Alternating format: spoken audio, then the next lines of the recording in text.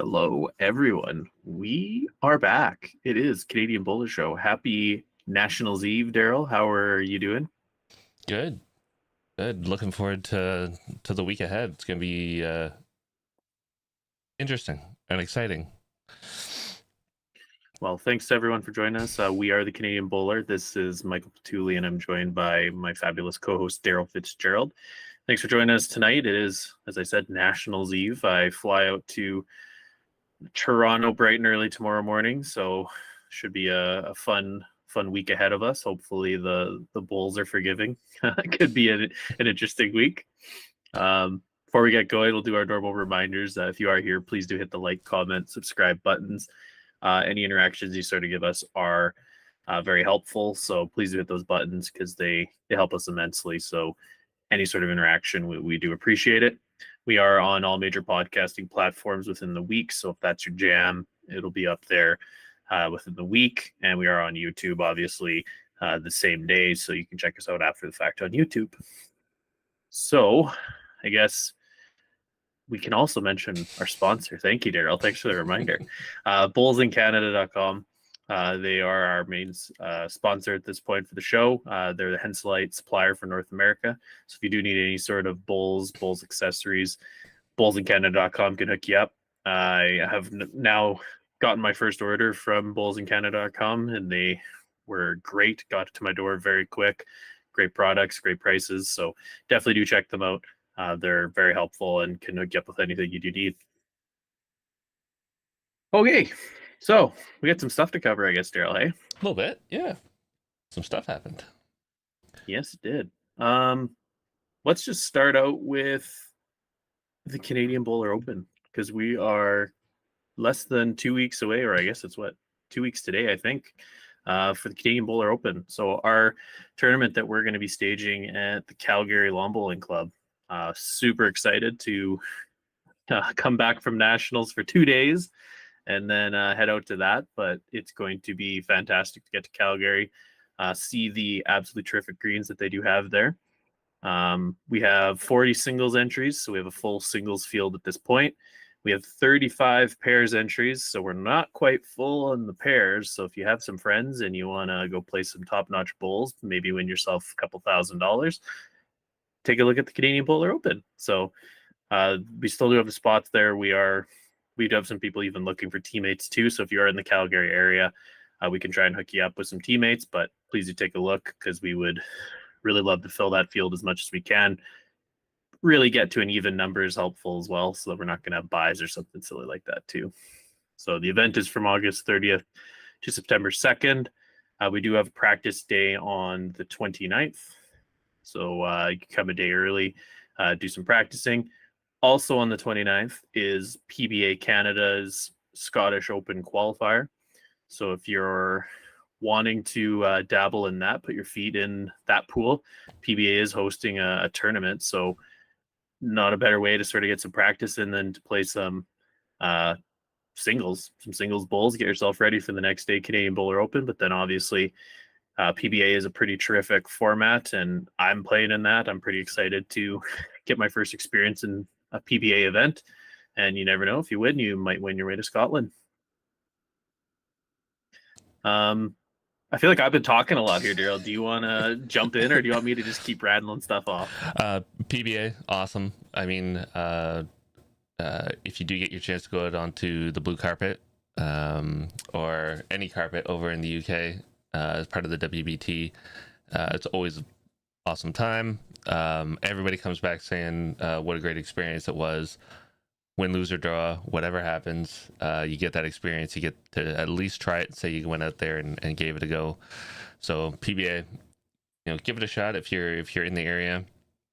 And for our open, yeah, we're still looking for pairs entries. There's still room. It's going to be a jam-packed 4 days of bowls. We're going to be playing under the lights. We've got cool sponsors, some really cool events lined up for everybody to give a try. And I mean, there's lots of money to be won. So, $1,000 first prize in the singles, $2,000 top prize in the pairs, top male bowler of the week or of the weekend, top female bowler of the weekend, and lots of other prizes as well, and cool stuff. So if you're in Calgary area, if you're really wanting some competitive bowls, make sure you come out to that. I was just gonna say, Laurie Stanier, can't wait to see everybody in Milton on Saturday. Then we will be at James Garden for the youth. Yeah, Laurie and her kids coming from Alberta now. I was so used to them being in Ontario, so now they're representing Alberta, coming into play in the youth championship. We'll be talking about that a little bit later. And then Ben Rockman, pumped to be playing in that soon. So he's talking about the Canadian Bowler Open. Ben will be one of the singles players playing out there as well. Yeah, I guess to finish up our topic with the Canadian Bowler Open, so we do have 3 brackets that we're having for the event. So we have a top bracket. Essentially, first day is going to be seeding. We'll have a top 16, and then a middle 16, and then the bottom 8 will play in their own bracket as well. So pretty much depending on how you finish that first day, you're going to be playing against pretty similar caliber players or players who had similar finishes to you during that first day. So guaranteed at least 5 games, could play up to 8 games if you by chance ended up winning or getting to the finals. So lots of bowls, as Daryl was saying. Our middle division, we are going to be calling it the Treaty 7 Championship. So in the spirit of truth and reconciliation, we are in Canada, and we are recognizing that the land that we're going to be playing the event on is on Treaty 7 territory in Calgary. So we've decided to go a little bit of a unique route. The award that you'll be getting is going to be designed by an Aboriginal artist. We put a little bit of work into that, and we feel it's a good way to recognize sort of that aspect of Canada, and obviously that it's a good thing to move forward with, and hopefully something we can build on in the future. So we're excited to have that as our second division prize, so Treaty 7 Championship. And then Village Brewery would be the bottom division that we have. Obviously, a beer sponsor for the bottom division might be appropriate, dependent on how your bowls have been going. So we felt that might be a good name for that bottom division. So we do have more info about that, but that's sort of just going to be specific to the event. But we wanted to sort of let everyone know about what we're actually doing for the prizes and the different divisions. So we're very excited for that info. We do have the Canadian Bowler polo shirts. They are available. I wore mine last show. I've worn it a lot since then. It is a terrific Bulls shirt. So if you are interested in those shirts, they are available for $45 each. I am bringing quite a few with me to Nationals. So if you're in and around the Nationals and you want to purchase yourself one, I can definitely sell you one. You just have to find me or tell Daryl to find me, and I'll have the shirts available. We also obviously are going to have them available at the Canadian Bowler Open. We have a limited stock, so if you do want a specific size or you want to get your hands on them, do let us know as soon as possible, because we are starting to sell them pretty quick. So definitely do. They're absolutely a terrific shirt, and I'm pretty pumped up that we do have them available. Alrighty, so that's enough pumping our tires, I guess. There's other stuff going on. Yeah. Speaking of cool events, though, I guess if we're talking about the Canadian Bowler, let's talk about another cool event that we were given some information about. So the Flip Flop Tournament, it's presented by Toronto Rainbow Rollers and Cosburn Park Lawn Bowling Club. So that's September 14th in Toronto, and it's North America's premier 2SLGBTQIA plus lawn bowling tournament.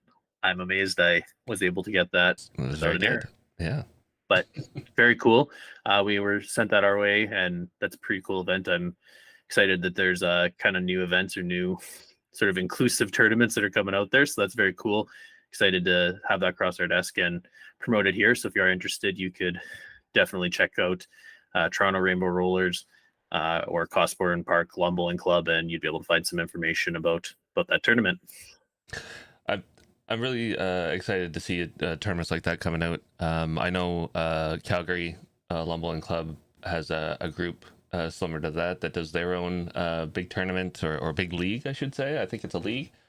So some of those are popping up all over the place, and this one's a big one out in Toronto. So if you're in the area, check it out. If you want more information, as Mike said, go check out Toronto Rain Bowlers or Cosburn Park Lawn Bowling Club. Alrighty. So we touched on it. The Canadian Championships start just in a couple of days. Lori was saying coming to Milton, bringing her family out from Alberta. So the Canadian Championships are starting from, well, it's kind of a bit of a weird year because we got 3 different championships going on, kind of starting in and around the 17th, if I were to sort of go over all of them. But I guess let's start with the youth. So the youth championship, it's going to be at the James Gardens Lawn Bowling Club.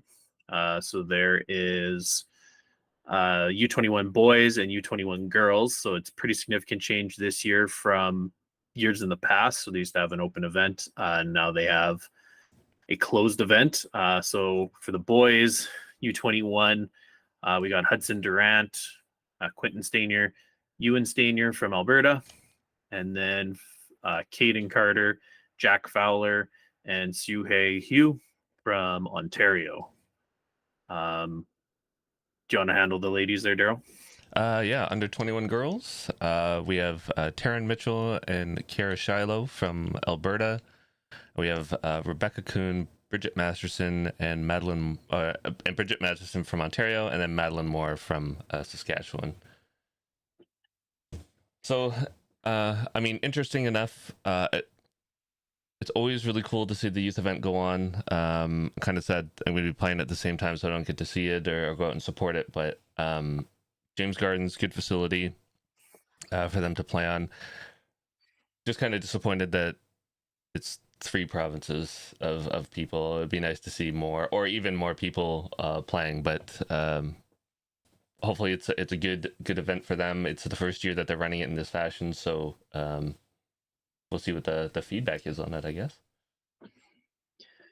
Yeah, I've been pretty critical of the changes to juniors when they first announced them because I, for one, don't like the U21 change, cutting off the 22 to 25ers, and then also adding in the restriction on the age on the bottom end. I think that's problematic too because Saskatchewan-wise, we had 2 girls and it was pretty competitive final, and we had a girl who just wasn't eligible age-wise. So, not a huge fan of the changes, and I don't think it really looks that good either. If you kind of think about it, we have 3 provinces participating in it. That's a pretty poor turnout.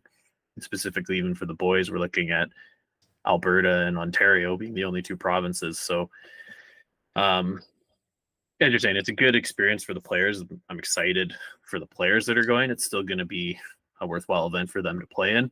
But I think there's going to have to be some significant changes or potential work going into this in the future because it looks like it's been pretty well rejected or not really supported all that much by the players from other provinces. So, yeah, very interesting when I saw that draw come out because it's very hard that they can only get 6 players, I guess, each discipline when they were trying for 8, so they couldn't even field sort of the full 8 that they were looking for. So yeah, I'm pretty disappointed when I see this, honestly, but in the same respect, it's not terribly surprising because I think a lot of people were pretty worked up over the changes, and then also the change to sets play is another problem that a lot of people don't particularly enjoy. So good luck to everyone playing there, though. I'm happy that the tournament is still going on, though. It was probably the bright light of my summer and my youth for a good decade growing up. So very happy that the players are still going out there, and it'll be a good experience for all of them. Yeah, it'll be interesting to see what the turnout is. Some really good players in there. I don't know all of them personally, but I've seen a bunch of them play. Like Bridget Masterson, I've seen play. Jack Fowler, obviously, and Kira Shiloh. But it'll be interesting to see all of them play and what the results are, and hopefully they really enjoy themselves because I never got to play in youth, but everybody like yourself and all the players that I kind of came up with that got to play in the youth championship always had great memories of it, and that's what it's supposed to be about, right? Making friends and having a good time. Yeah, exactly. So the other event going on at the same time as the majors is the Para Championship. So that's going on in Brampton Lawn Bowling Club, essentially same dates as the juniors youth from the 17th to the 22nd of August. Uh, increase, you could probably quote me. I think this is an increase in players again. So Para just getting going in the last 2-3 years in Canada. So it looks like there's a few more players this go around than there was in the previous years. So for visual impairment, we have Barbara McIsaac from BC, Louise McLean from Ontario, uh, Joyce Walling from Ontario, and Elizabeth Mayo from Prince Edward Island. That's cool So to see. four people in visual impairment. Looks like they're in slightly different divisions. Two of them are in B2 and two of them are in B3. So that's good that we've got more players in the visual impaired division. We also have quite a few players in the physical impairment. So we have Ann Hibbard from Alberta, Dan Piper from Alberta, and Jack Smith from Alberta.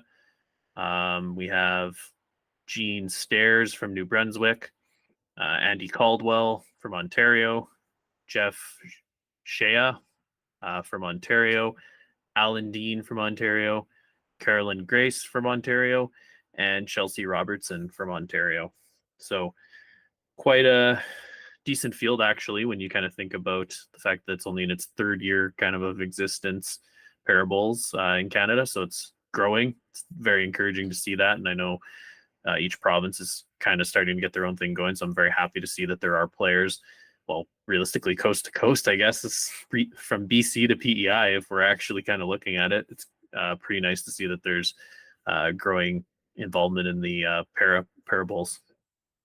Yeah, I'm pumped about this. I know the players that were in it last year and those that went to South Africa to compete just absolutely loved it. Had a great time, really positive experience. So I think they've been sharing that around a fair bit. So it's nice to see that more people are entering this and seeing value in it.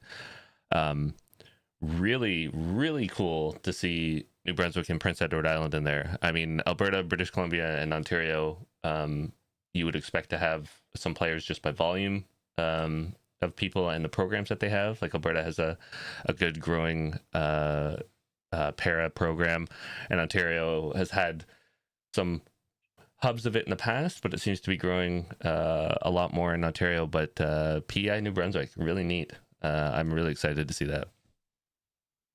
Yeah, no, it's very cool. Well, I was actually shocked when I saw a BC name on there because I thought BC had boycotted the championships, but apparently that's not applicable to the parables. So Mm. very cool though. And if I have some spare time, which I guess it looks like I kind of do with the national schedule being a little bit interesting when you look at it. There's pretty big breaks. Maybe I'll take a drive out to, well, I don't know if Brampton is probably worth. I don't think Brampton's a little bit far for me to drive to make it back for my games, but I might take a drive and watch some of the youth. But interesting. Uh, very excited for the week in general. Um, in our notes, it doesn't look like you have the major players list. Do we want to go over the players for majors I as well? do. I sent you in a separate list. There's an Excel sheet.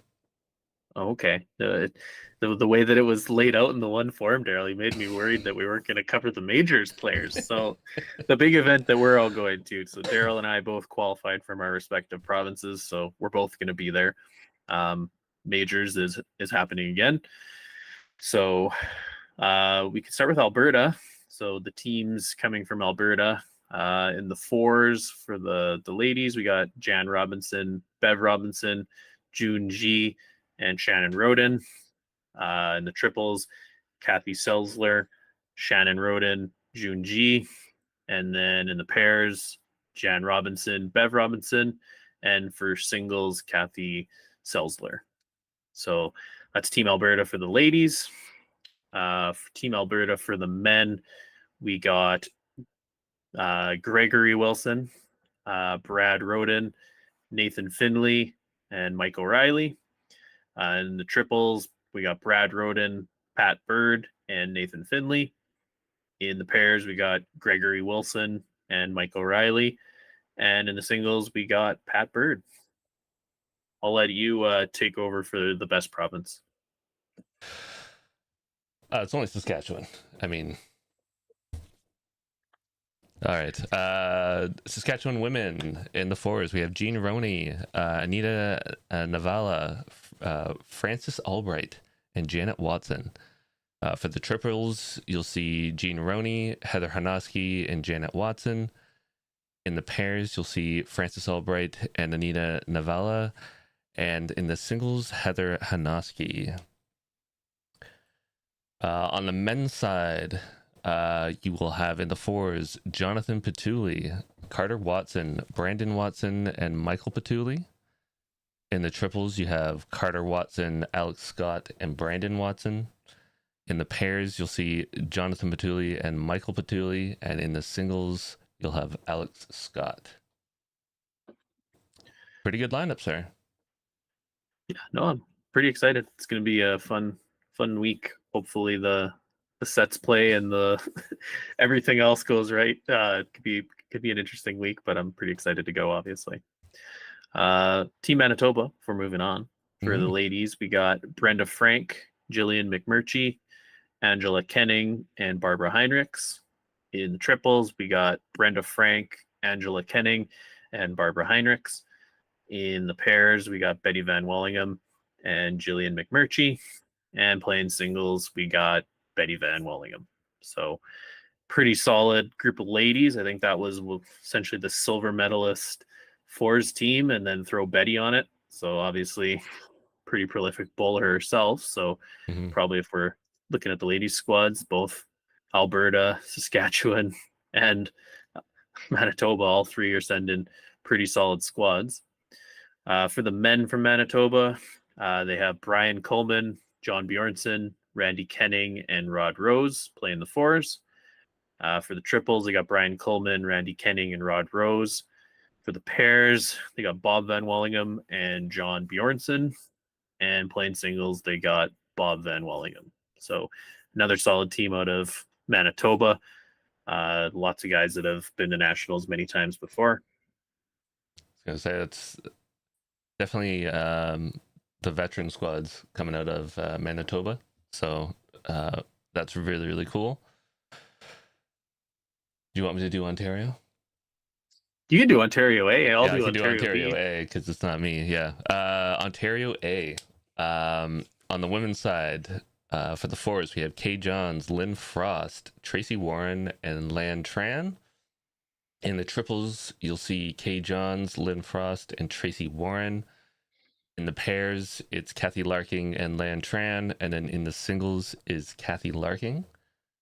So really strong team on the women's side. On Ontario A, in the fours, you'll have Derek Mackay, Jurgen Fessler, Peter Mutter, and Murray Benawise. In the triples, it'll be Derek Mackay, Jurgen Fessler, and Murray Benawise. Pairs, it's Peter Mutter and Everett Zwires. And in singles, it's Everett Zwires. And that's a very strong team of men coming out of Ontario A. Yeah, no, kind of think of a team of guys that's done very well over the last 5-6 national seasons. It's pretty much add in Peter Mutter and Jurgen. Jurgen hasn't really played with those guys, but he does play with those guys. So obviously Jurgen himself, very solid bowler. Same with Peter. So going to be probably one of the top teams to play out of any of the provinces. Absolutely. So if we move on, there is a women's team from Quebec and Nova Scotia, but no men's team from either of those provinces. So that's a bit of an interesting development this year. So on the Quebec side for the women, they got Susan Hill, Muffin Hudspeth, Pat Chiara, Gail Routley playing the fours. In the triples, we got Susan Hill, Anne Morissette, Pat Chiara. In the pairs, Muffin Hudspeth and Gail Rootley.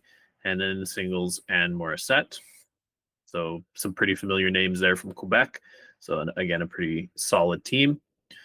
From Nova Scotia for the women, we got the fours, Tammy Foster-Vino, Jacqueline Foster, Anne-Marie Seitman, and Lorraine Bizanson.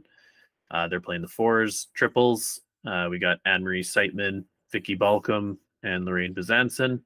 In the pairs, Tammy Foster-Vino, Jacqueline Foster, and in the singles, Vicky Balcom. Notable names from Nova Scotia.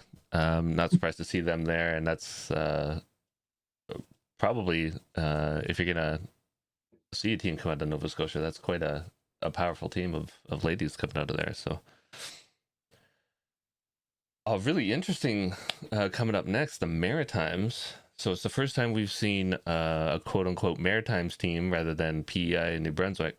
I'm excited to see this. It's really cool. We've got on the women's side, coming out of Maritimes A, there's actually an A and a B. So Maritimes A, in the fours you have Anne Clinch, Marilyn Taylor, Brenda Carr, and Chrisanne Spencer. In the triples, it's Anne Cliche, Marilyn Taylor, and Chrisanne Spencer. Sorry, I'm butchering some names here. Pairs is Amy Spence, Brenda Carr, and then singles is Amy Spence. Cool to see Amy Spence getting out there and being able to go into the nationals. Really solid female player coming out of PEI. Hopefully that's a good mix of players, and we'll see some action coming out of the Maritimes on the women's side. On the men's side, we have Christopher Lane, Corey Briggs, Randy Smith, and Joe Briggs as the fours. Triples, Christopher Lane, Corey Briggs, and Joe Briggs. I'm starting to smile because I'm looking for names that I'm going to screw up coming up. Pairs, Brian Myers and Randy Smith, and singles is Brian Myers. Yeah, very cool to see Maritimes back. You only screwed up the one name, Anne Cliche. Good work. But the rest of the Maritimes, I'm very excited to have Maritimes back. It's been years. Can't even remember the last time we had kind of a contingent from the Maritimes in the event. So it's very nice to kind of make it feel more like a Canadian championship to obviously have them involved again. So yeah. I'm very excited that it's probably one of the few changes that I think has gone over very well is that we're bringing back the Maritimes and the players from the East as an option to sort of join together and get people from the multiple provinces. So very cool. We might as well almost skip Ontario B because they're not very good players, but just turn off that camera. I digress. So for the ladies for Ontario B, we got Catherine Smith, Valerie McWilliams, Cheryl McBain, and Pat Kostecki. In the triples, Catherine Smith, Valerie McWilliams, and Pat Kostecki. In the pairs, Cheryl McBain and Pat Binney. And in the singles, Pat Binney. For the men's side, we got Daryl Fitzgerald playing the fours with Mike Bester, Jake Masterson, and Mike Wagner. In the triples, we have Daryl Fitzgerald with Jake Masterson and Mike Wagner. In the pairs, we have Mike Bester with Owen Kirby. And in the singles, we have Owen Kirby. So two very solid teams from Ontario. Would not expect anything less, and probably going to be two of the tougher teams to beat in the entire tournament. Alberta. What was that? Go ahead. I say we can now move on to the backfill. So we sort of talked about Quebec and Nova Scotia having ladies squads, and they had two B teams made up for the men's side. So I'll let you cover those, Daryl. Yeah, it was a shame to hear that Nova Scotia wasn't sending a men's. I know there was a whole bunch of reasons. Some of the players couldn't make it, injuries, health, so on and so forth. So it's just unfortunate. circumstances.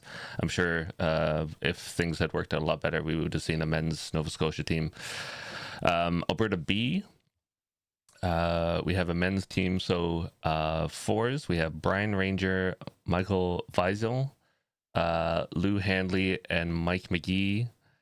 On the triples, we have an Ontario export to Alberta, Joshua Cameron, coming out there, Michael Weisel and Mike McGee. Pairs, Brian Ranger, Lou Handley, and singles, Joshua Cameron. Maritimes B, men. On the fours, we have Kevin Phillips, Tim McFadden, Joe Irulo, and then David Tripp. Triples, Kevin Phillips, David Tripp, and Mark Beeman. Pairs, Tim McFadden and Joe Irulo. And then singles, Mark Byman. I couldn't tell if that was an L or an I at the beginning, just based on this. I'm assuming it's an I, so. Yes, that's sort of why I like giggled, because I wasn't sure how you were going to go with that name. Yeah. But the joys of trying to pronounce a list of people's names. So that's us, yeah. Again, very cool. We have a B team from the Maritimes. Very excited to see some of these players who I've never bowled against. Honestly, majority of those players from both Maritimes teams, I've played maybe 2 or 3 of them that I can think of. So I'm very excited to see some new players, maybe see some new outstanding talent from out that way. And then obviously you pointed it out, Alberta B, Josh Cameron moved himself to Alberta a few years back and is now qualified to go home. I know he's pretty excited to go see family, and he's bowling at his previous home club and Heritage there. So very excited to see Josh in the field again. I'm more excited to see that beard. I mean, if anybody knows Josh and you've seen the pictures from the like the Stampede and from his silver medal performance at the Alberta singles, the beard is wild. Yes, that's a word for it. I'll let everyone see it firsthand. It is pretty majestic. You'll enjoy it. So very nice beard, Josh. You're putting me to shame. I've made mine much nicer and much more tamed. So putting me to shame. So that's sort of our nationals preview, I guess, eh? Yeah. For anybody that's out there that has the time, Bowls Canada, I'm sure is going to be streaming it. There'll probably be links coming out soon on that. I don't know if it's going to be Facebook, YouTube, or a combination of both, but keep an eye out for that. If we have the ability, we'll be sharing it out to everybody so that you can go in and check those streams out, see what we're playing on, see who we're playing, and enjoy the five-a-side stuff that's going on. It will be interesting. It's the first running of this as a national. Provinces have done it in many different ways with many different volume of teams. So to see it run as a national in this fashion will be interesting I think for a lot of people coming out of their provinces and not playing it the same way. So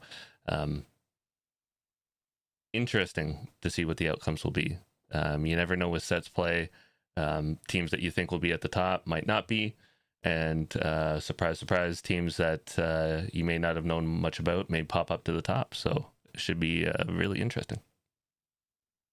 Yeah, no, well said. I'm interested to play a week of it and see sort of what my thoughts are. We could have a pretty long and loaded show, I think, when we come back from Canadian Bowler Open, because we're obviously going to have a lot to talk about there. But then to talk about the Nationals too, we're going to obviously need to bring up our thoughts, opinions, and sort of everything with that. So I'll give it a week. I'll see how it goes and see what my opinion is. And just over a week from now, we'll know much more then.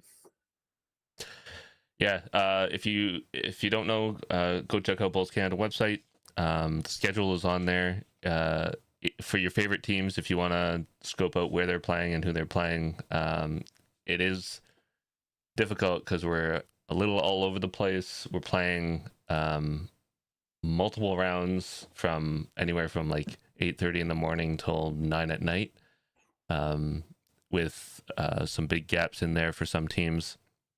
So definitely check that out. And I don't know if they'll be streaming every round all day. That's a very, very long day for whoever's running that. So hopefully they'll get a few rounds out there. You'll be able to see a bunch of different teams. And yeah, for us, it's going to be potentially some long days back to back to back. So interesting. Some very very very short days, That's Daryl. true. There are some short days in there.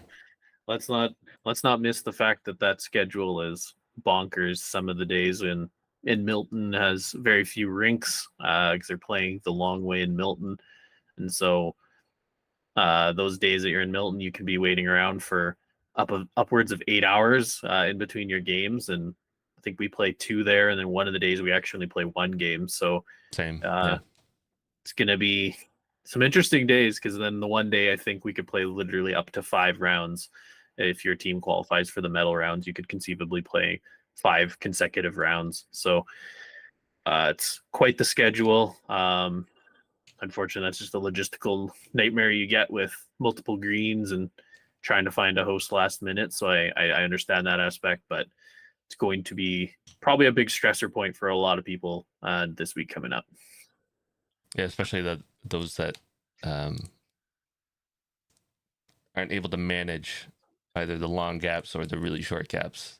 We did our qualifying weekends with Ontario. It was just game after game after game. We played from morning until evening, 5 games a day, which was great. But it wore a bunch of people out. And then there's the other side where you play at 9 in the morning and then you play at 9 at night. It's like that's a long time to kind of sit and ponder and then have to come all the way back and play again. So yeah, mental toughness, managing your games, it's going to be a big one. Well said. So yeah, definitely come check us out. Very excited to go to Ontario. Well, bright and early tomorrow morning, 4 a.m. Get to go to the airport. So super excited for that. We can move on, I guess. We have another topic that we wanted to bring up. So just wrapped up, I believe, today or yesterday, the Australian Indoor Championship. I'll let you handle this one, Daryl. Yeah, just a quick update on that. For anybody that saw, Bowls Australia was streaming it. Really, really good games. I mean, if you ever get the chance to watch Australian Indoor, top quality bowls on really, really good surfaces. And the stream quality and the commentary is top notch as far as bowls stuff goes. On the indoor, on the women's side, Kelsey Cottrell beat Chloe Stewart to capture the title. Really quality games. That final game was a good one. It went back and forth. Kelsey won 9-4 first set. Chloe won 11-2 in the second, and then Kelsey took it down in the tiebreaker 5-0. Quality games. If you want to go and check out some good ones, those two finals were good. On the men's side, someone I didn't know the name of popped in there. I think I had seen his name before. Obviously, he was ranked coming into this competition, but I had actually never seen him bowl. Jack McShane went right through the bracket and took down really a Warilla powerhouse in Jeremy Henry in straight sets, 8-7, 8-4. If you get a chance, go check that game out. That was really a good game. And even some of the qualifying games, Jack McShane against Corey Wedlock, and Jeremy Henry versus Ali Forsyth. Some really quality games with really, really top-notch bowlers in there. And just so you get to see, there's Kelsey, there's Jack, young Jack, and the top 4. Really good event. I didn't get to watch all of it, but I saw some of the YouTube videos pop up from time to time, so I flipped those on and I watched them in the background. So it was really cool. Yeah, it was. I guess Kelsey kind of turning around a year of silvers and finally getting a gold. It was pretty consistent year to make yourself in the final. I guess the 3 major events, the Gold Nugget and Australian Open, and then be able to win this one. I'm sure she's pretty happy with that. So good to see that. And then, as you sort of highlighted, kind of the who's who of Australian men's bowls, pretty much going through that field, and then sort of not so much a surprise, but a name we're maybe not as familiar with winning the title is always a cool change up to have. John Siteman, resident fact checker, coming in here. Jack won the Australian Open men's pairs back in June. Also former U18 AO winner. Phenomenal young player who will be a force to with the Jackaroos in the future, and he's been having an excellent year with lots of great results. I'm pretty sure I had heard his name before. I didn't actually see the men's pairs at the AO, so that's probably why I haven't seen him play. But yeah, he was phenomenal. Great to watch him play there. And Jeremy Henry is always steady on the Warilla Indoor, home club for him. So yeah, really, really cool event. I always stress to our viewers, if you get the chance to watch Bowls Australia coverage, some of their events, you get the world's best, even Australia's best are awesome to watch. So always go down and check YouTube and watch some of their coverage. It's really cool. Oh, sorry, it was that Tweed, not Warilla. Thanks, John, for fact checking me. That's true. I keep thinking it's Warilla when it's indoor, but it was actually at Tweedhead. So thanks, John. I'm having a great night. Yeah, you're batting about 100 right now, so that might just be our cue to just wrap it up, right? Oh, man, yeah. Is there anything else we wanted to cover, Daryl? No, I think that was it. Okay, yeah, like thanks again for joining us. We're very excited to get out to nationals this week, and then obviously the Canadian Bowler immediately right after, or a couple days after. So gonna be a busy couple of weeks for Daryl and I. Go through our list of reminders. If you are here, please do hit the like, comment, subscribe buttons. They help us immensely. So please do. We appreciate the comments in the chat. It makes it much more enjoyable for us to dialogue with you and get fact checked by John. Correct my mistakes. Holy crap. What a good night. Yeah. Daryl's just having a bad night, but John's in the chat again saying the men's pairs file from the AO is very good. So always good to go rewatch stuff from the Australian Open. So if John's endorsing it, we'll endorse it too. Go check out that game.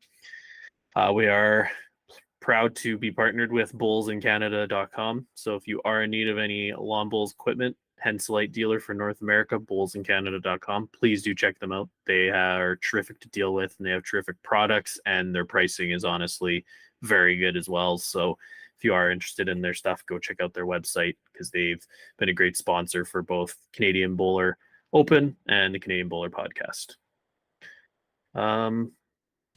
Yeah, so I guess we can leave it there. Another reminder that if you are interested in the Canadian Bowler polo shirts or the Canadian Bowler Open pairs entries, do check out the Canadian.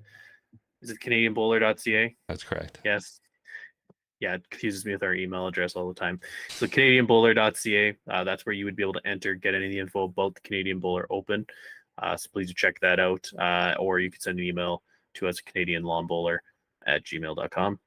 So if that's all we got, Daryl, thanks for joining us, everyone. And with that, may all your bowls be touchers.